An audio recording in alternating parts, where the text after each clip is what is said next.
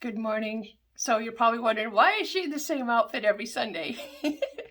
Well, I was on a roll this Sunday, and so I had made up my mind that I was going to do this, and I wasn't going to do it all at the last minute, and I was going to try to get some of these videos down and get ahead of the game. So this is one of my favorite tools. Like, this really works for me, and it has to do with the negative thoughts that like happen in your mind.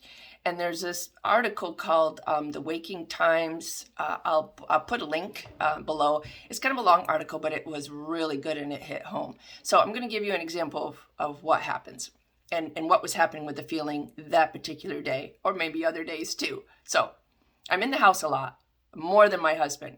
And he flies in, flies out, and I'm here a lot of times in the day. I do a lot of coaching online.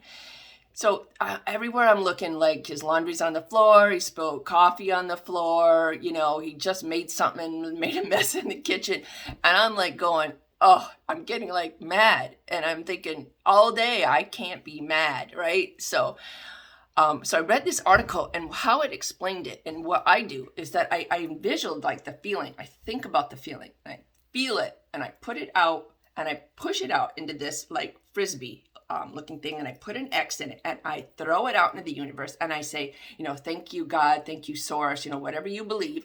I don't need this anymore. This does not serve me. Well, didn't it keep coming back all day? Like, I did it 8 times. Like, oh my goodness. So finally it like stopped. And so I do that practice daily when things are like happening in my mind. I just stop for a second. I push the feeling out. I feel what it feels like, put an X to it, and I toss it out, and I just say, thank you, but this does not serve me anymore. But the other thing that you have to do is you have to replace it with a good feeling thought.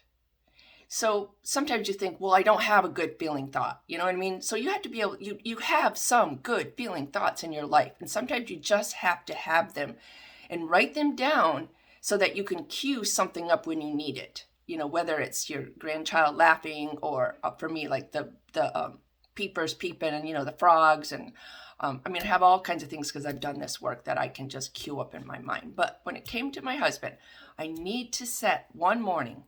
It was 6:30 in the morning. My alarm clock goes off, and it's a radio station. And I decided that I'm just going to put my hand over on him, and I'm going to think about when we were first together and the love that we had for each other.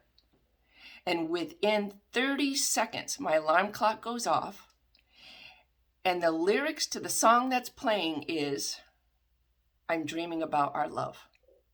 Like, is that serendipity?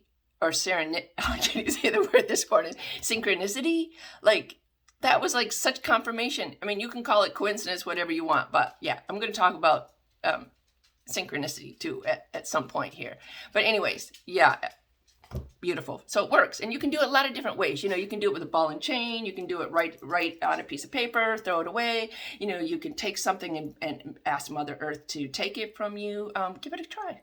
But it's a practice. You got to do it, and it keeps coming back. You got to do it again. You got to do it again. Anyways, happy Sunday.